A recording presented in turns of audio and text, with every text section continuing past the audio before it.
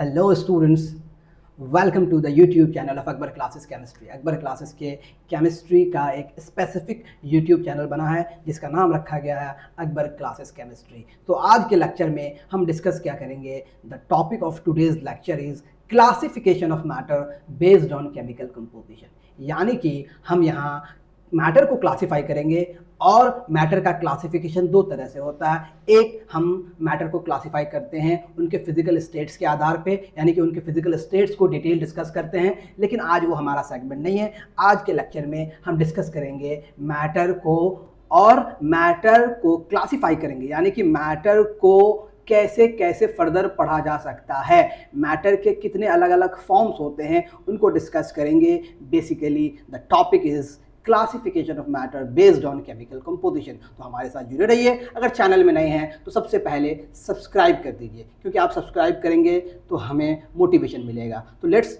Begin our journey of chemistry and with the very first lecture, that is classification of matter based on chemical composition. तो हमारा topic क्या है? Classification of matter. Classification of matter based on chemical composition। Chemical composition के आधार पे हम लोग matter को क्लासिफाई करेंगे। ठीक है, सबसे पहले सवाल ये आता है कि ये मैटर है क्या। ठीक है, हालांकि मुझे लगता है कि ज़्यादातर बच्चे आप जानते होंगे मैटर को। तो मैटर एवरीथिंग, जिस मोबाइल से हम रिकॉर्ड कर रहे हैं, है ना, मैं, ये बोर्ड, ये आपका marker, everything is matter, everything around us is matter. The water we drink is matter. ये जो वाटर है ये मैटर है। जिस टम्बलर में इस वाटर को रखा गया ये एक मैटर है, और ये जो हवा हम सांस ले रहे हैं ये मैटर है। The air we are inhaling is matter. समझ में आ रही बात? यानी कि everything around us is matter, यानी कि हम मैटर में हैं। ठीक है, हम खुद मैटर हैं, हम मैटर में सबमर्ज हैं, डूबे हुए हैं, क्योंकि एयर इज अ मैटर, है ना। ये जो ज़मीन है ये भी एक मैटर है। सो इसको डिफाइन कैसे किया जाएगा मैटर को? तो मैटर को डिफाइन करने के लिए दो शब्द आपको आना चाहिए। एक शब्द है मास, दूसरा शब्द है वॉल्यूम। मास एंड वॉल्यूम दोनों ही क्या हैं? दोनों ही हमारे पास फिजिकल क्वांटिटीज हैं। ठीक है, और ये दोनों फिजिकल क्वांटिटी अगर हमारे पास किसी भी चीज के साथ एसोसिएटेड है तो वह चीज मैटर कहलाएगा। यानी कि हम ऐसे कह सकते हैं matter is anything, matter is anything which has mass and volume। दो बातें मैंने कही, आपने लिखा, आप जनरली लिखते होंगे matter is anything which has mass and occupies some space. तो वो जो स्पेस ऑक्युपाइड है उसको मैंने कह दिया वॉल्यूम, क्योंकि जो मैटर स्पेस को ऑक्युपाई करता है that space becomes the volume of that matter. यानी कि मास और वॉल्यूम ये दोनों ही मैटर के पास होता है, यानी कि मैटर के पास ये दोनों होना जरूरी है। इनमें से कोई एक अगर नहीं होगा तो मैटर हो ही नहीं सकता। अगर मैटर है तो it must contain some mass, it must contain some volume, यानी कि इसका कुछ वॉल्यूम होगा, यानी कि ये कुछ वॉल्यूम को बेसिकली ऑक्युपाई करेगा। तो मास और वॉल्यूम अगर हो गया तो मैटर है। बहुत आसान बात है, मास एंड वॉल्यूम। समझते हैं कि ये मास है क्या भाई आपके लेवल पर, और ये वॉल्यूम है क्या। तो मास बताता है किसी मैटर के पास कितनी क्वांटिटी है, how much quantity a matter contains. बहुत सिंपल है, किसी मैटर के पास कितनी क्वांटिटी है कौन बताएगा? मास। क्वांटिटी ज़्यादा है तो ज़्यादा मास, क्वांटिटी कम है तो कम मास। इन अदर वे इसको एक्सप्लेन ऐसे किया जा सकता है, अगर आप बहुत बेसिक किताबें पढ़े होंगे तो ऐसे लिखा जाता है, mass is a physical quantity which tells you how heavy और लाइट एन ऑब्जेक्ट इज। कोई ऑब्जेक्ट कितना हैवी है ये बताने के लिए हमें किसकी जरूरत पड़ेगी? मास की जरूरत पड़ेगी। यानी कि अगर आपको किसी बॉडी का, किसी ऑब्जेक्ट का मास बताना है, इसका मतलब हम बता ये रहे हैं कि how heavy the object is, यानी कि कितना हैवी कोई ऑब्जेक्ट है, तो उसके लिए हमें क्या पता करना पड़ेगा? मास पता करना पड़ेगा। तो मास क्या बताता है भाई? Quantity of matter. क्या बताता है? Quantity of matter. और इससे क्या आइडिया लगता है भाई? मास gives you the idea of how heavy an object is। कोई ऑब्जेक्ट कितना हैवी है ये कौन बताएगा? मास बताएगा। मास के लिए जो यूनिट होता है आप सबको पता है, मास को एक्सप्रेस करते हैं हम लोग। मास का ऐसा यूनिट क्या होता है भाई? मास का ऐसा यूनिट, अगर ऐसा यूनिट की अगर बात करें हम, ऐसा यूनिट की बात करें मास का, तो आप सबको पता होना चाहिए मास का ऐसा यूनिट होता है किलोग्राम, स्मॉल के स्मॉल जी। और आप सबको पता होना चाहिए कि 1 किलोग्राम इक्वल्स टू 1000 ग्राम। ये बहुत ही बेसिक कन्वर्जन फैक्टर है जो आपको आना चाहिए, ठीक है। ये मास के बारे में कुछ छोटी मोटी बातें होगी। वॉल्यूम क्या बताता है? वॉल्यूम बताता है स्पेस ऑक्यूपाइड। कोई मैटर कितना स्पेस ऑक्यूपाई कर रहा है ये कौन बताएगा? वॉल्यूम बताएगा। मैटर कितना स्पेस ऑक्यूपाई कर रहा है कौन बताएगा? वॉल्यूम बताएगा। तो volume is the physical quantity which tells you how much space is occupied by a matter, and mass is the physical quantity which tells you how heavy an object is. Simple है। अब volume के लिए generally gas और liquid के volume को हम लोग represent करते हैं किसमें? लीटर में। यानी कि इसका जो बहुत ही कॉमन यूनिट है, कोई मैं नाम नहीं दे रहा हूँ, CGS या फिर MK जो भी आप पढ़ते हैं फिजिक्स में, इसके कॉमन यूनिट में क्या आ जाएगा भाई? कॉमन यूनिट्स में आ जाएगा लीटर। लीटर को हम लोग एक्सप्रेस करते हैं कैपिटल L से, या फिर आप लिख सकते हैं इसको मिली लीटर, और मिली लीटर को हम लोग लिखते हैं स्मॉल m कैपिटल L। और आप सबको पता होना चाहिए 1 लीटर में 1000 मिलीलीटर होता है। ये कुछ बेसिक बातें थी मास और वॉल्यूम से रिलेटेड। क्योंकि मैटर है तो मैटर में मास होगा, मैटर में वॉल्यूम होगा, इसीलिए मैंने मैटर से रिलेटेड मास और वॉल्यूम को थोड़ा बहुत एक्सप्लेन किया। लेकिन जो वॉल्यूम का SI यूनिट की अगर बात करेंगे, SI यूनिट ऑफ वॉल्यूम अगर बोला जाए, तो क्योंकि वॉल्यूम निकालने के लिए, फॉर एग्जांपल आपके पास एक क्यूब है या फिर आपके पास एक क्यूबॉइड है, क्यूबॉइड का वॉल्यूम निकालने के लेंथ को, ब्रेथ को, हाइट को मल्टीप्लाई करते हैं। यानी कि अगर लेंथ को सेंटीमीटर में, मीटर में एक्सप्रेस करते हैं, the SI unit of length is metre. तो लेंथ, ब्रेथ, हाइट, ये तीनों physical quantity as a length consider किया जाता है। तो तीनों का यूनिट अगर मीटर है तो मीटर मीटर मीटर को मल्टीप्लाई करेंगे तो मीटर क्यूब हो जाएगा। यानी कि वॉल्यूम का SI यूनिट एक्चुअली क्या है? Cubic metre. क्या है? Cubic metre. Metre raise to the power 3, that is cubic metre. कैसे पढ़ेंगे इसको? Cubic metre. तो ये कुछ बातें थी, मुझे उम्मीद है आपको यहाँ से समझ में आई होगी बात। अब हम लोग क्लासिफिकेशन पे आते हैं, मैटर को फर्दर क्लासिफाई करते हैं बेस्ड ऑन केमिकल कंपोजिशन।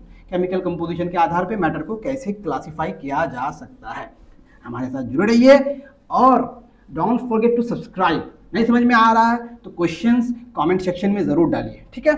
मैं उसको बेटर तरीके से समझाऊंगा आपको। तो बात करते हैं मैटर को केमिकल कंपोजिशन के आधार पे कैसे क्लासिफाई किया जाता है। तो सबसे पहले सवाल ये आता है कि ये केमिकल कंपोजिशन शब्द का मतलब क्या है, ठीक है। तो सवाल ये है कि केमिकल कंपोजिशन है क्या भाई। ये समझने के लिए हमें ये समझना पड़ेगा कि हर मैटर बना हुआ किससे है।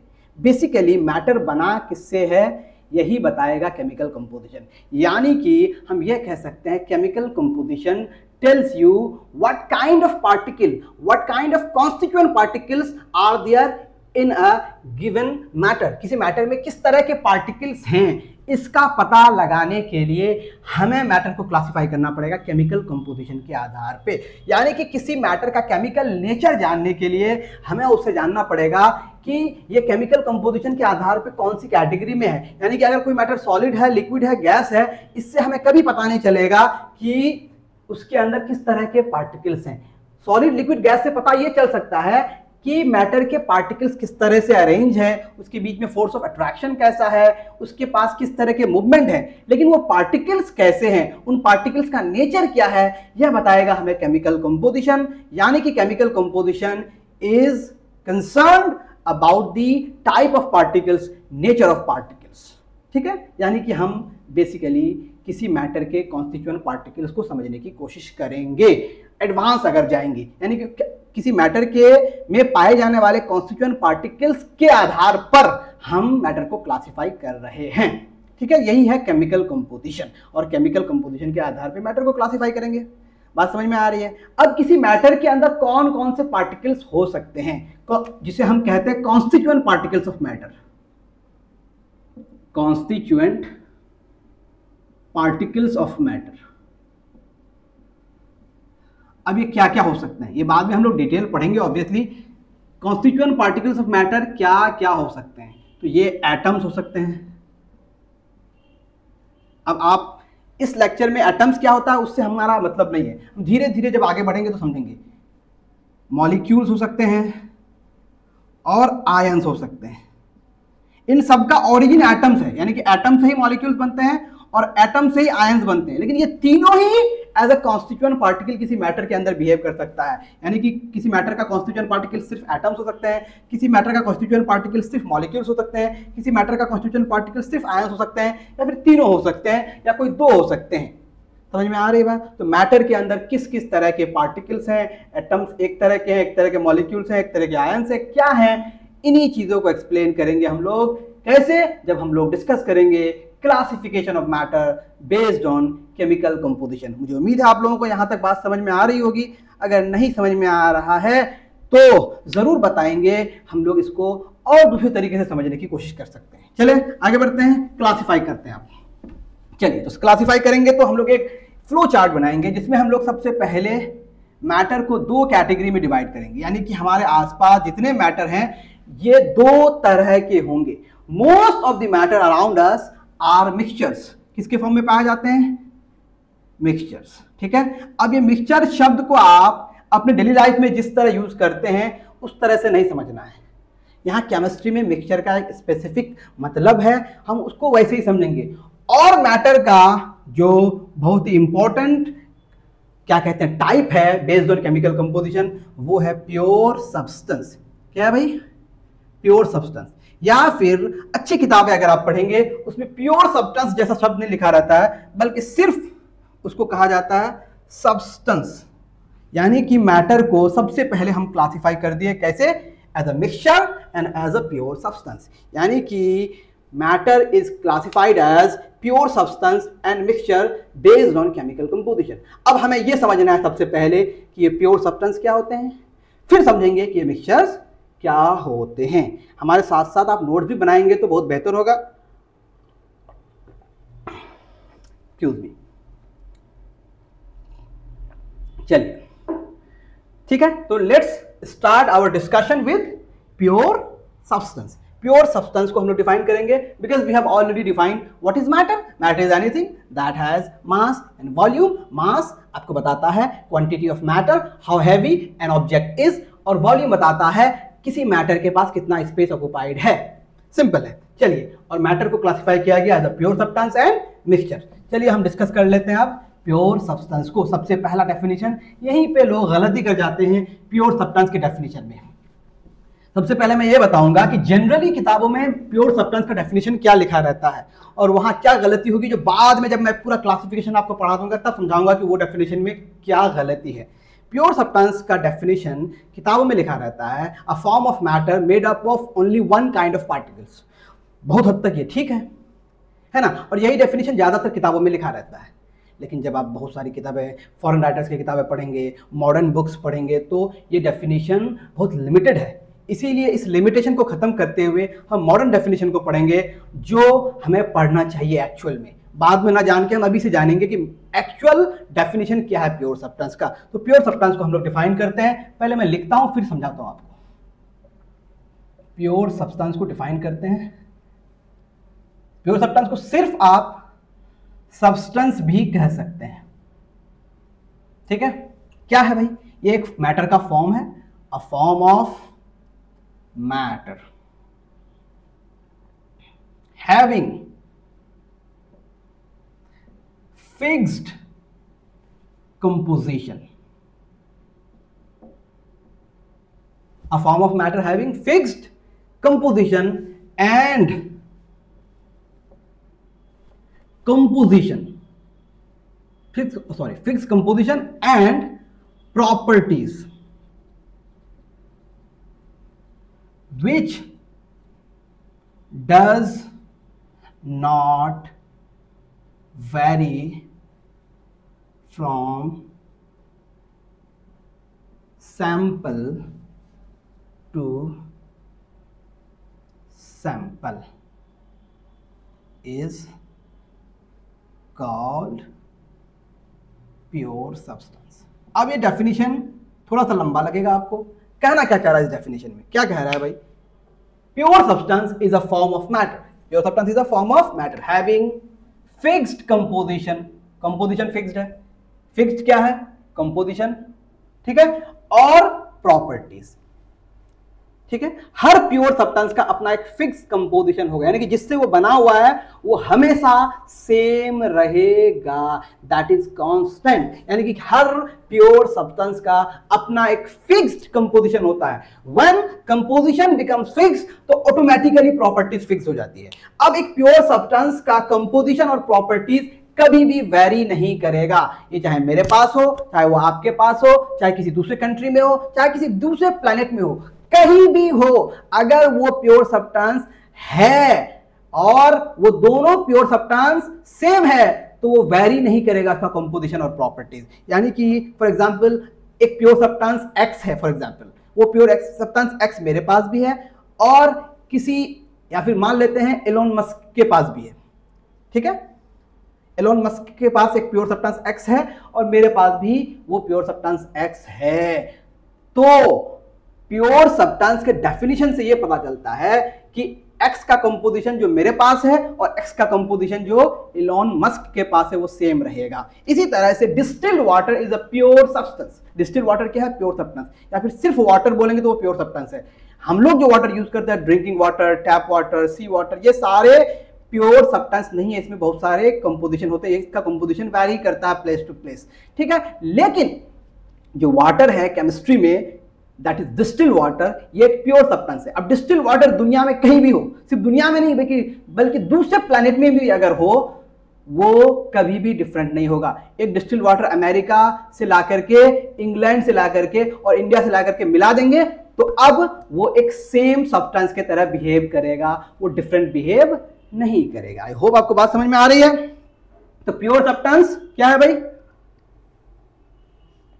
Pure substance is a form of matter having fixed composition, समझ में आ गया, and fixed properties which does not vary from sample to sample.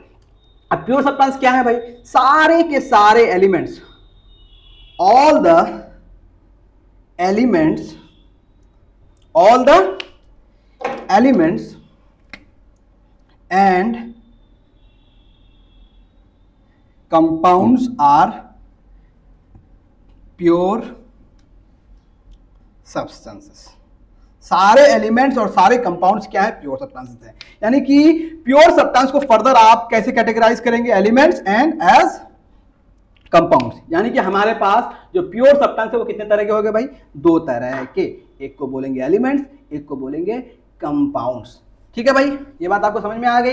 अब एलिमेंट्स और कंपाउंड्स को डिफाइन करने से पहले, before defining elements and compounds, हम डिफाइन कर लेते हैं मिक्सचर्स को, कि मिक्सचर किसे बोलेंगे, किसे बोलेंगे हम लोग? मिक्सचर्स, ठीक है भाई। अब मिक्सचर के साथ खास बात क्या है? मिक्सचर भी मैटर का एक फॉर्म है, लेकिन इसके पास फिक्स्ड कंपोजिशन नहीं होगा। अ form of matter which don't have any fixed composition. इसका मतलब इसके पास वेरिएबल कंपोजिशन होता है या हो सकता है 10 लोग मिलकर एक ही कंपोजिशन का मिक्सचर बना रहा है, दैट्स गुड।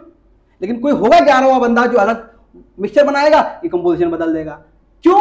क्योंकि बाय नेचर मिक्सचर का कंपोजिशन फिक्स नहीं होता है, ये वेरी कर सकता है। तो अ mixture is a form of matter having variable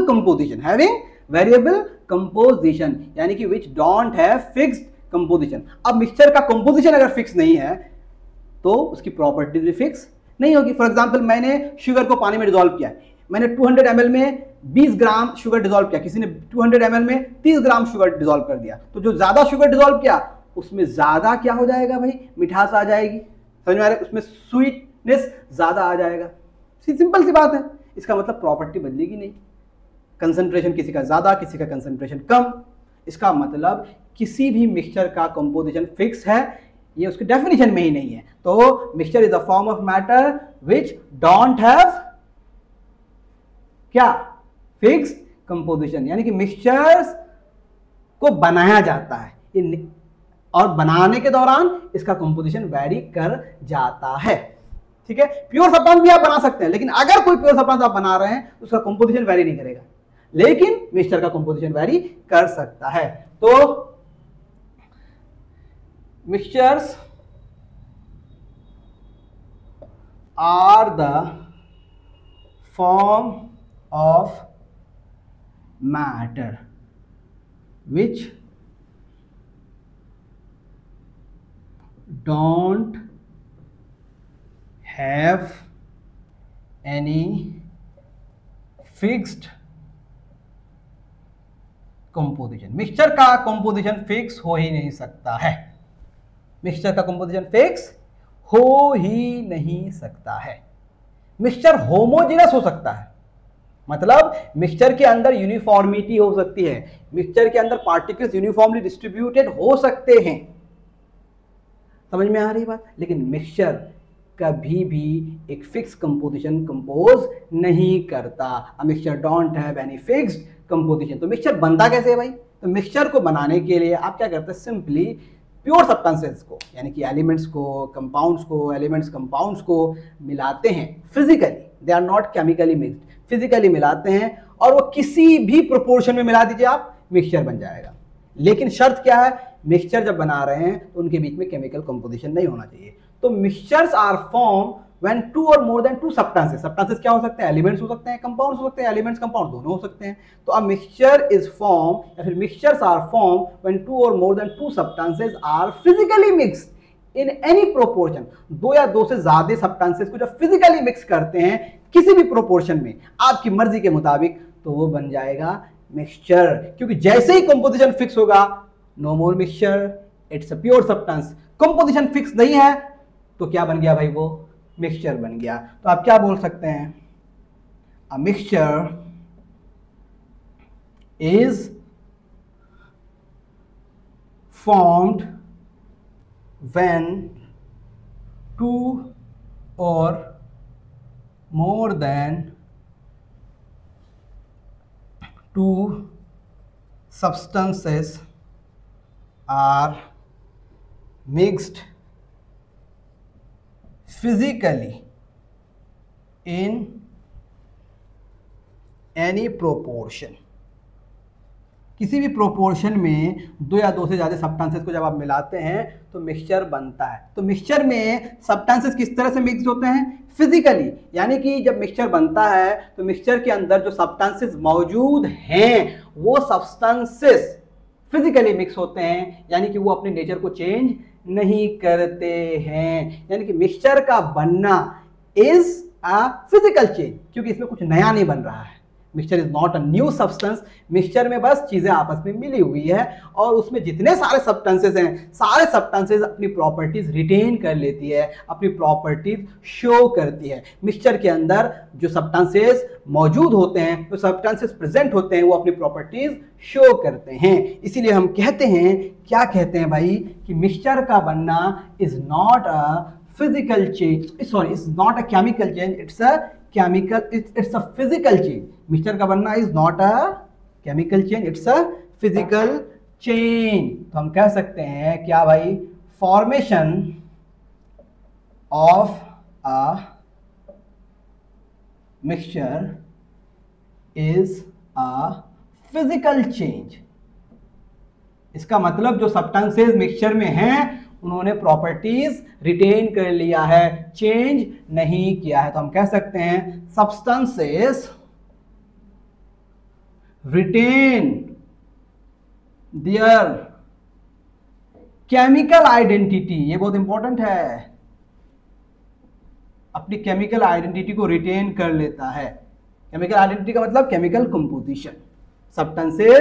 substances retain their chemical identity in a mixture. ठीक है, यानी कि substances do not lose their chemical identity in a mixture. किसी मिक्सचर के अंदर सब्सटेंसेस अपनी आइडेंटिटी लूज नहीं करता। फॉर एग्जांपल, आप वही एग्जांपल ले रहे हैं हम लोग, जैसे air is a mixture, air is a mixture of different gases, air is a mixture of different gases. तो एयर में क्या ऑक्सीजन की प्रॉपर्टी खत्म हो गई? Not, of course not. Air के अंदर ऑक्सीजन की प्रॉपर्टी है, एयर के अंदर नाइट्रोजन की प्रॉपर्टी है, एयर में जितने सारे गैसेस हैं सारे गैसेस की प्रॉपर्टी एयर शो करती है। हो क्या सकता है कि जब कोई मिक्सचर बनाते हैं तो उस मिक्सचर के अंदर सब्सटेंस अपनी कोई फिजिकल आइडेंटिटी, यानी कि फॉर एग्जांपल शुगर को वाटर में डिसॉल्व किए तो शुगर अपना फिजिकल स्टेट लूज कर दिया और वो वाटर की फिजिकल स्टेट के साथ अपने आप को एसोसिएट कर लिया, यानी कि वो अपना फिजिकल स्टेट लिक्विड में कन्वर्ट कर लिया। तो समटाइम्स फॉर्मेशन ऑफ मिक्सचर में उसकी फिजिकल आइडेंटिटी, उसका फिजिकल अपीयरेंस जाता है, लेकिन उसकी chemical identity that is chemical composition में कोई फर्क नहीं पड़ता है। यानी कि मिक्सचर के अंदर जितने सारे सब्सटेंसेस होंगे वो सारे सब्सटेंसेस अपने केमिकल कंपोजिशन को, अपनी केमिकल आइडेंटिटी को रिटेन कर लेता है। अब सबसे इंपॉर्टेंट बात कि मिक्सचर जो होते हैं ये होमोजेनस और हेट्रोजेनस हो सकता है। होमोजेनस और हेट्रोजेनस को हम लोग बाद में फर्दर तो डिफाइन करेंगे ही, लेकिन मिक्सचर्स आर आइदर होमोजेनस और हेट्रोजेनस। होमोजेनस का मतलब ये समझ लीजिए जहां यूनिफॉर्मिटी हो, तो मिक्सचर के अंदर यूनिफॉर्मिटी हो भी सकती है, नहीं भी हो सकती है। यानी कि कुछ मिक्सचर्स ऐसे होंगे जिसके अंदर यूनिफॉर्मिटी होगी, कुछ मिक्सचर्स ऐसे होंगे जिसके अंदर यूनिफॉर्मिटी नहीं होगी। लेकिन प्योर सब्सटेंसेस जो होते हैं उसके अंदर हमेशा यूनिफॉर्मिटी होगी, यानी कि प्योर सब्सटेंस के पास फिक्स कंपोजिशन है, फिक्स प्रॉपर्टीज है और यूनिफॉर्म कंपोजिशन भी है। यानी कि हर प्योर सब्सटेंस के पास यूनिफॉर्म कंपोजिशन है। क्या है? और अगर यूनिफॉर्म कंपोजिशन है, यूनिफॉर्म कंपोजिशन के लिए हम लोग क्या शब्द यूज करते हैं? अगर कहीं भी यूनिफॉर्म, फिक्स नहीं, यूनिफॉर्म, यूनिफॉर्म का मतलब एक समान, हर जगह बराबर, यूनिफॉर्म कंपोजिशन जहां भी होगा वहां पे उसको हम एसोसिएट कर सकते हैं होमोजेनस के साथ। जहां यूनिफॉर्म कंपोजिशन होगा वो होमोजेनस, और जहां यूनिफॉर्म कंपोजिशन नहीं होगा तो वो हेट्रोजेनस। अगर कहीं पे नॉन यूनिफॉर्म कंपोजिशन है तो वो हो जाएगा हेट्रोजीनस। ठीक है, समझ में आ गई बात? तो जो हमारे प्योर सब्सटेंसेस होते हैं, all the pure substances are always homogeneous. Pure substances है कौन कौन भाई? प्योर सब्सटेंसेस कौन कौन है? एलिमेंट्स हैं और कंपाउंड्स हैं। यानी कि कोई सा भी एलिमेंट उठा लीजिए आप, कोई सा भी कंपाउंड उठा लीजिए, वो हमेशा क्या होगा? होमोजेनस होगा। इसका मतलब उसके अंदर क्या होगी? यूनिफॉर्मिटी होगी, उसके पास यूनिफॉर्म कंपोजिशन होगा। फिक्स कंपोजिशन तो है ही, साथ साथ यूनिफॉर्म कंपोजिशन है। लेकिन जो मिक्सचर्स होते हैं ये दोनों तरह के हो सकते हैं। मिक्सचर्स आर आइदर होमोजेनस, यानी कि उसके अंदर यूनिफॉर्म कंपोजिशन हो सकता है या फिर नहीं हो सकता है, और हेट्रोजीनस। ठीक है भाई, मुझे उम्मीद है यहां तक बात समझ में आ गई होगी। तो ये था हमारा प्योर सब्सटेंस और मिक्सचर के बारे में बातें। मुझे उम्मीद है आप लोग को यहां तक बात समझ में आ गई होगी। लेकिन हम कुछ मिक्सचर के एग्जांपल्स लेंगे, होमोजेनस हेट्रोजेनस को समझेंगे, ये आगे के लेक्चर में होंगे, और एलिमेंट्स क्या होते हैं, कंपाउंड्स क्या होते हैं, ये सारी बातें दूसरे लेक्चर में हम लोग करेंगे। एक लेक्चर में पूरा chemical classification, that is classification of matter based on chemical composition मुमकिन नहीं है। तो इस लेक्चर को पूरा देखिए और अगले लेक्चर के लिए कमेंट पे लिखिए इफ यू नीड इट। अगर आप नहीं भी लिखेंगे तो दिस इज माय पैशन, मैं इसको फर्दर आगे बढ़ाऊंगा। Thank you very much for joining us, keep learning and subscribe to the new channel that is Akbar classes chemistry. Thank you very much.